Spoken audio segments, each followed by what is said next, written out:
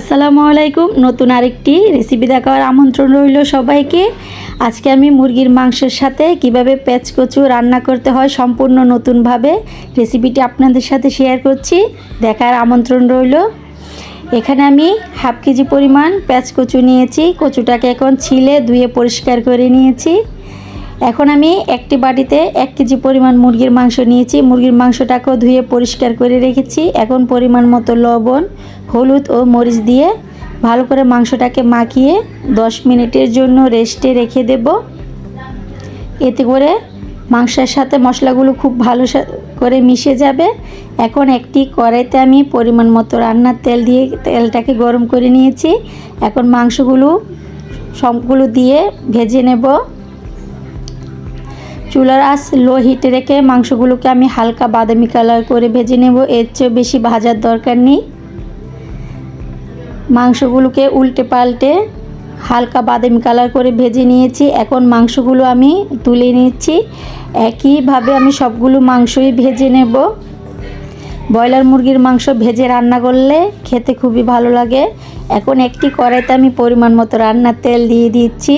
তেলের পরিমাণটা আমি কমই দিচ্ছি, কারণ বেশি তেল খাওয়া স্বাস্থ্যের জন্য ক্ষতিকর। দিয়ে দিচ্ছি একটি তেজপাতা, 2টি এলাচ, একটি দালচিনি, দিয়ে দিচ্ছি বড় সাইজের একটি পেঁয়াজ কুচি। পেঁয়াজটাকে হালকা বাদামি কালার করে এখন এখানে দিয়ে দেব 2 টেবিল চামচ পরিমাণ পেঁয়াজ বাটা, দিয়ে দেব 1 টেবিল চামচ পরিমাণ জিরা বাটা, দিয়ে দিচ্ছি 1 টেবিল চামচ পরিমাণ আদা ও রসুন বাটা। এখন সবগুলোকে আমি 2 মিনিট রান্না করে নেব। 2 মিনিট কষানো হয়ে গেলে এখানে বাকি উপকরণগুলো দিয়ে দেব। 1 টেবিল চামচ মরিচের গুঁড়া, দিয়ে দিচ্ছি পরিমাণ মতো লবণ। এখন সবগুলো মশলা ভালো করে মিশিয়ে অল্প পানি দিয়ে দেব। পানিটা দিয়ে আমি মিনিট 2 মশলাটাকে ভালো করে কষিয়ে নেব। যে কোনো মশলায় ভালো করে কষালেই খুবই মজা লাগে।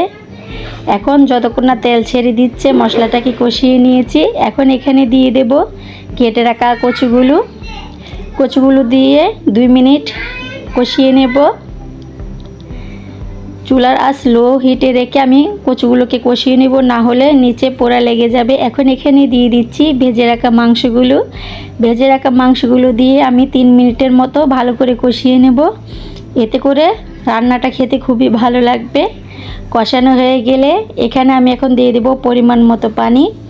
পানিটা আপনাদের পছন্দ মতো দিবেন, যে যেমন ঝোলটা খেতে পছন্দ করেন। এখন আমি 30 মিনিটের মতো রান্নাটা করে নিব। কচুটা খুব তাড়াতাড়ি সিদ্ধ হয়ে যাবে।